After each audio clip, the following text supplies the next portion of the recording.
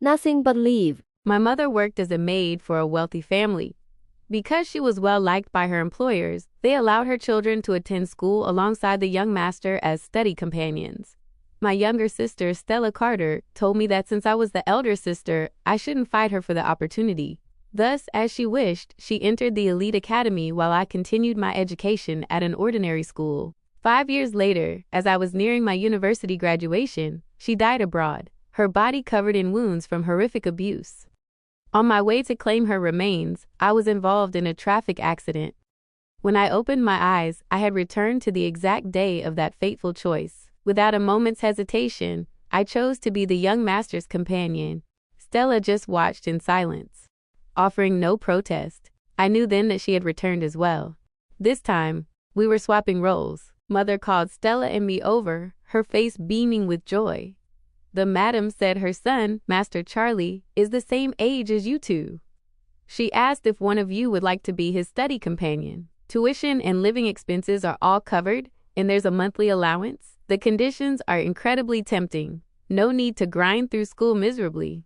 Just serve Master Charlie well, and after finishing elite high school, you can study abroad immediately or join his company. Mother listed all the benefits before asking, Luna, Stella, which of you wants to go? Stella Carter fell into an unusually long silence. She was the type who loved to play, hated studying, and loathed hardship. Being a companion was a job practically made for her. In our past life, she couldn't sit still the moment she heard the offer, raising her hand and shouting, I'll go, I'll go. Then she had acted spoiled with me. Luna Carter, you're the big sister and you're good at school, so don't snatch this from me. Though I had liked the educational environment of the elite school, I felt the opportunity was better suited for Stella. So I had smiled and nodded. I won't fight you for it. In this life, Stella bowed her head in a silence so heavy even Mother found it odd. Stella, what's wrong? I thought you'd jump at this. Stella forced a smile. I'm lazy and I have a big mouth. I'm not suited to serve a young master. Let sister go. I was certain she had been reborn too. Mother thought it over and found her reasoning sound, then turned to me. Luna, do you want to go? I replied calmly. This time, I'll go. Stella turned to look at me, a strange light flickering in her eyes. Sister, I knew you loved me most. After the decision was made, my transfer papers were processed quickly. Under the madam's arrangement, I moved into the villa to live with Charlie Hayes. Charlie was 15, not yet fully grown, but the aura of a wealthy heir was already prominent. He scrutinized me, the new arrival, with eyes full of disdain, asking coldly, Have you showered? I understood immediately. He was mocking my tan skin. In the past life, Stella had been bullied the same way. Words like those had wounded her deeply, making her so self-conscious about her complexion that she tried everything to whiten it. In the photos I received later, she looked like a bloodless doll.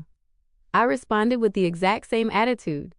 The water was cut off in my neighborhood last night. Haven't showered yet. Charlie immediately grimaced.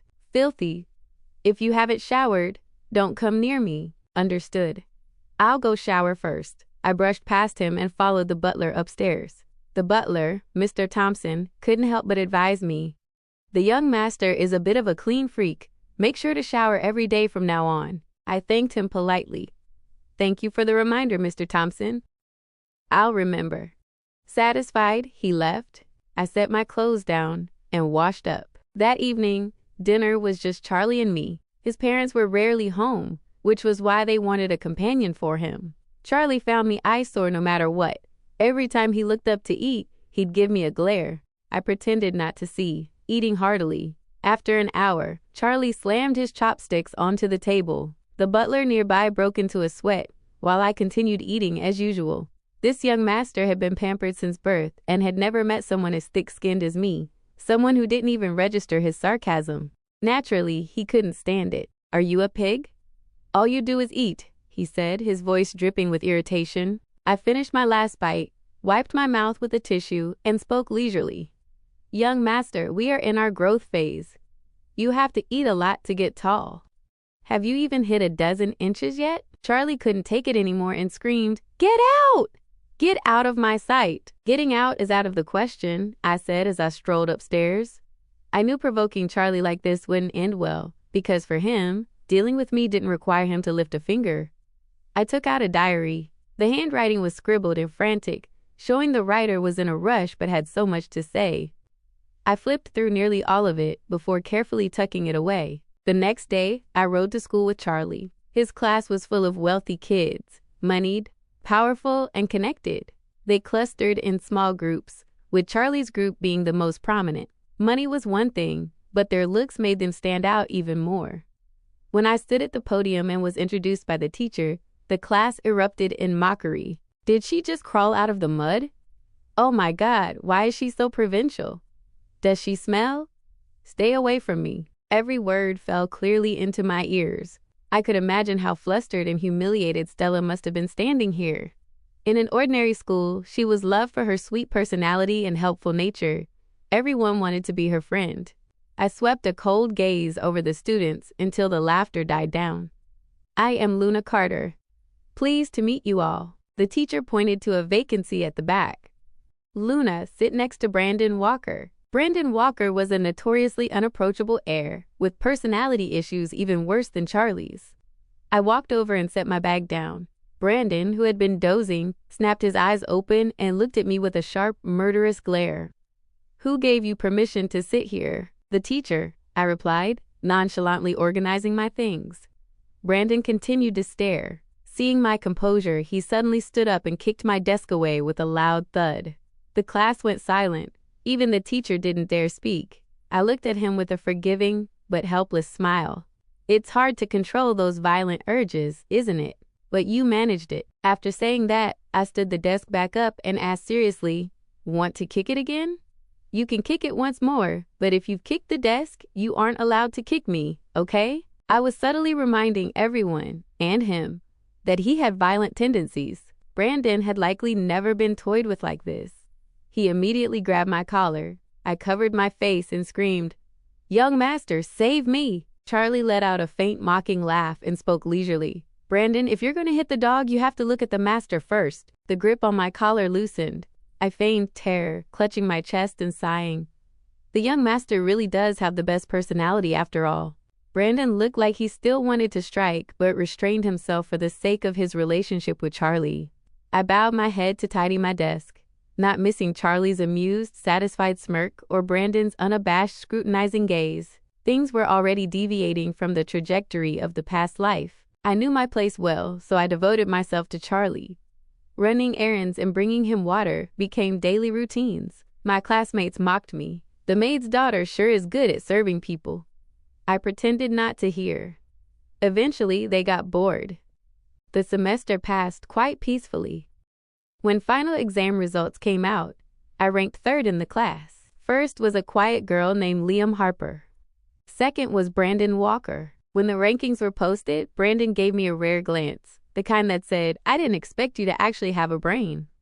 I turned and smiled brightly. "Next time, I'll be second." Brandon scoffed and turned away without a word. When winter break arrived, I finally went home.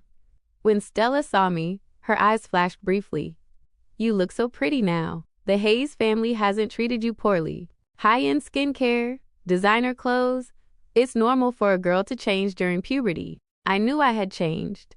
"Stella, you're pretty too." I reached out to stroke her long hair, her high ponytail swaying gently.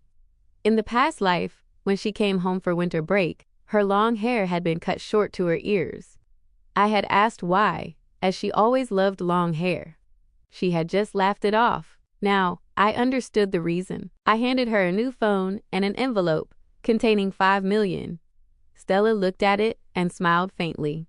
"You really are living better than me. But next semester will probably be exhausting. Can you handle it?" She rested her chin in her hand, watching me. I nodded. "It should be fine. What about you? Are you settled in?" "Not really," Stella sighed while playing with the phone. "The schoolwork is hard. The water heater keeps breaking, the canteen food is gross, and mother keeps nagging." I listened in silence until she laughed dryly. "Luna Carter, you're stable wherever you live. I'm not." I hugged her from behind. "But we're twin sisters.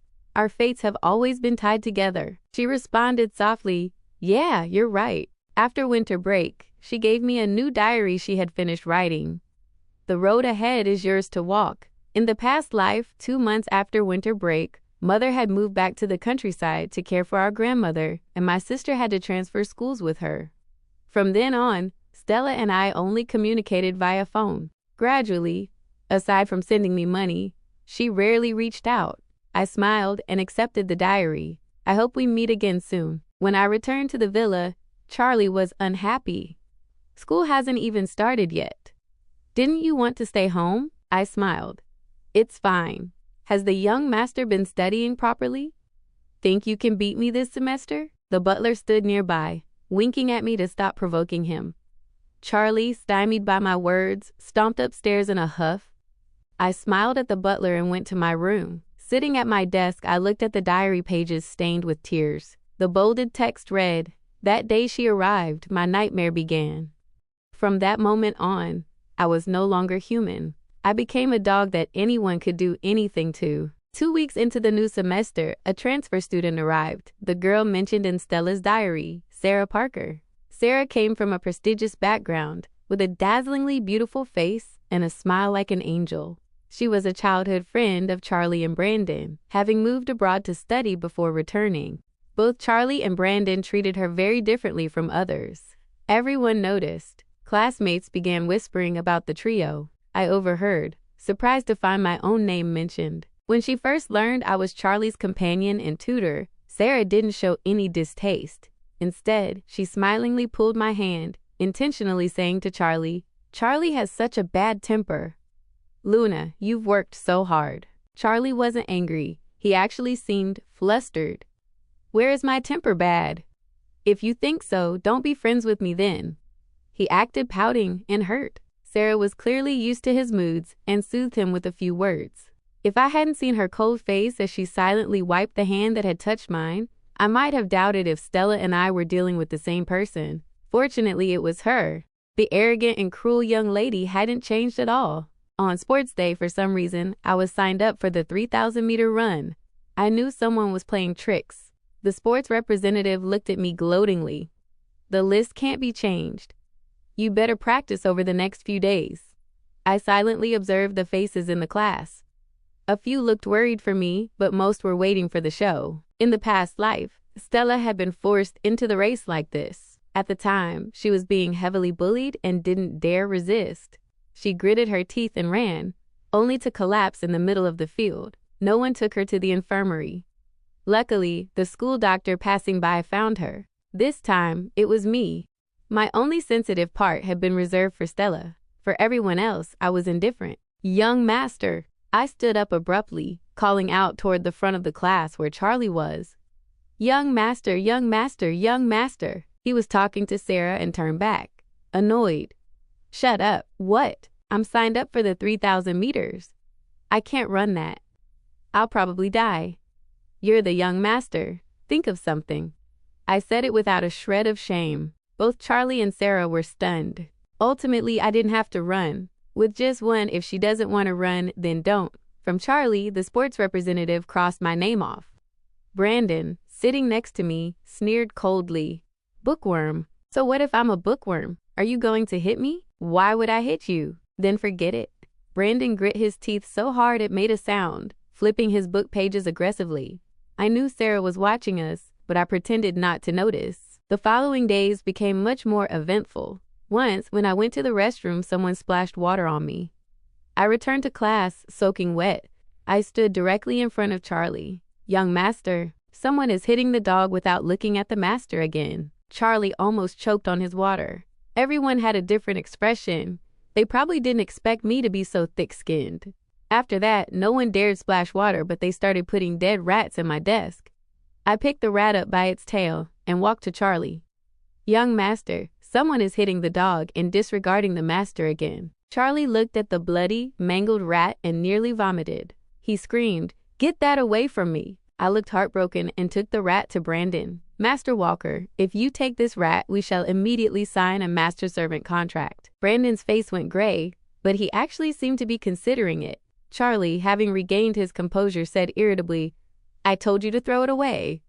Come back here." From that day on, no more dead rats appeared in my desk. After the rat incident, the pranks became more sophisticated, like framing me. A girl in the next class lost a gold bracelet. Due to its high value, the school checked the cameras. They saw me walking past her before she returned to class and claimed it was missing. Security and teachers came to ransack my desk, and sure enough, they found a gold bracelet. Everyone looked at me with, of course, eyes, as if being poor meant I was definitely a thief. The teacher was disappointed. Luna Carter, even if don't be disappointed yet, teacher. Take it for fingerprinting. See if I ever touched it. My words left him speechless. The girl immediately countered awkwardly. You probably wore gloves when you stole it. I acted indifferent toward the evidence. Young master, someone is framing me. Charlie stepped forward, his voice sounding a bit tired. Check it thoroughly. It wasn't her. When the girl tried to speak again, Brandon suddenly interjected. At most, she just sneaks fruit from the canteen to eat. I felt no shame. It's delicious, so I want to eat more. The teacher and the class believed them. I turned back to look at the crowd. Sarah's eyes were ice cold, but I just gave a gentle, innocent smile. In the diary, the most critical turning point in Stella's life was Charlie's birthday party. Stella had been living miserably amidst isolation and bullying. Sarah, who had pushed her to the bottom, didn't hide her contempt. With a sweet voice and a divine smile, she had forced Stella to crawl on all fours and bark like a dog at the party, forbidding her from speaking human language. That was the final straw. Stella had gathered her courage to ask Charlie to let her quit. She wanted to go home. Charlie had sneered and produced a video clip of the party. His voice was light. You can leave, but this clip will go viral. Money-hungry girl imitates a dog to please the rich. Your face is very clear. I remember you have a twin sister, right? She probably isn't much better. 16-year-old Stella had compromised in despair. Afterward, more brutal humiliations rolled in like waves. She struggled just to breathe, to exist. At 18, she was forced to be the girlfriend of Sarah's private driver, a man in his 30s who delighted in hurting her. Stella had resisted, called the police, even tried to run away. She did everything she could think of to save herself, yet not once did she succeed. How much pain had my Stella endured during those years? How desperate was she before she died? I bit my thumb hard to keep from crying. When I reached the last page of the diary, on my 23rd birthday, Charlie took me to a party. They forced me to drink, drugged me. They were like wild beasts out of control, and Charlie sat in the middle, watching me silently. Luna Carter. It hurt so much then. My body hurt, my head hurt, my heart hurt. Then I died. I slumped over the desk, shaking with sobs, completely unaware when Charlie had entered the room. He frowned. Crying makes you look hideous. I bowed my head and blew my nose, my voice thick. Is something wrong, young master? Why are you crying? Charlie asked, frustrated, scratching his head. Just because of those jokes? Jokes? When that word was created, no one probably thought it would be used to describe things like this. I adjusted my emotions, trying to appear strong. No, I just miss home. Charlie seemed touched by something and turned to leave, tossing one sentence back before closing the door. Tell Uncle Yu to take you home for a visit. I knew he no longer looked at me the way he used to.